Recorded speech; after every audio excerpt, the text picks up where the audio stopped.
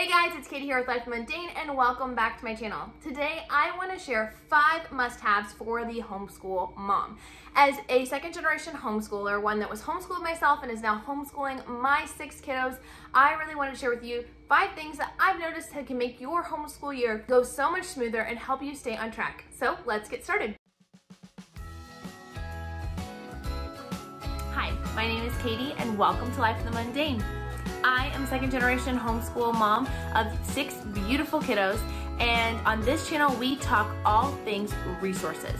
I love to share with you resources that are going to help you in your homeschooling and help encourage you in your biblical parenting and how you can utilize those to their fullest potential so that you can make the most of the little moments. This video is done in collaboration with my friend Anna over at Just Making It Work. Anna has several children, some who've graduated homeschool, some she's currently homeschooling, so she can kind of speak to all of it.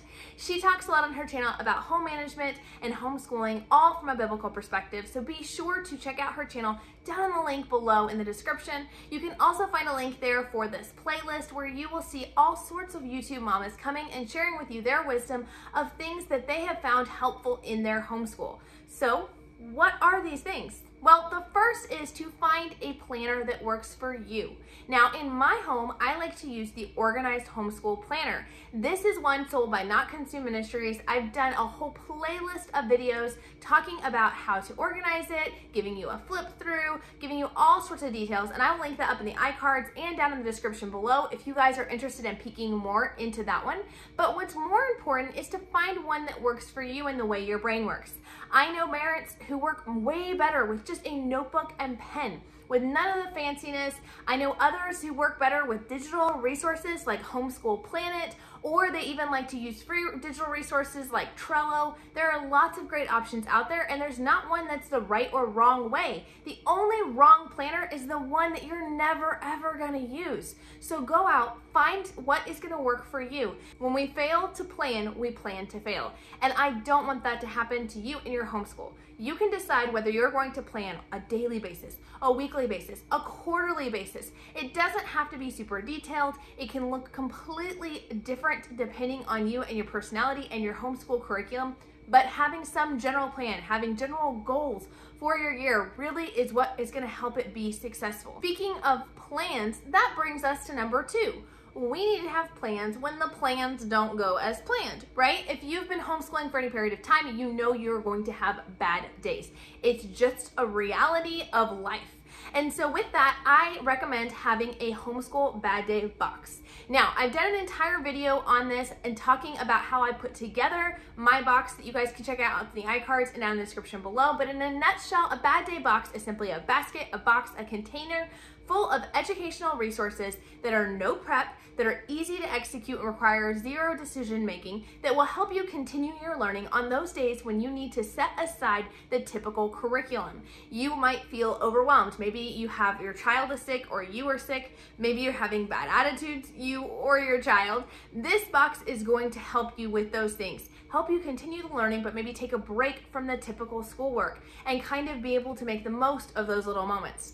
There are lists in here of educational podcasts for kids, educational YouTube channel for kids, and so much more. Things that are really just gonna help you be able to kind of pull those substitute lesson plans out of nowhere to be able to execute on those tough days. So having some kind of backup plan for your bad days is good, whether it's a bad day box or something else. The third thing is good homeschool resources that can help you both in your continuing education as well as being encouraging to you.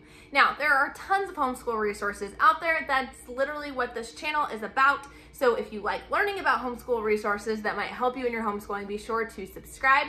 But I'm going to share with you guys just a few of my favorites. When it comes to homeschool mom encouragement, I definitely recommend the book Homeschool Bravely by Jamie Erickson and the book Teaching from Rest by Sarah Mackenzie. These both are pivotal books that I read every single summer to help me kind of stay focused, to give me ideas and inspiration for the following year. But those are just 2 amazing books that can help you. There are many other ones. I recently just picked up the book from Leilani over at Living with Eve. She just put out a book called Freedom to Learn that I'm currently working through this summer. So that is maybe another one to add to your reading list. But having great books like that to help encourage you and give you ideas of maybe different ways to tackle things in your homeschool can be very, very helpful. Because truly what it is it's learning from other homeschool moms, which brings us to number 4.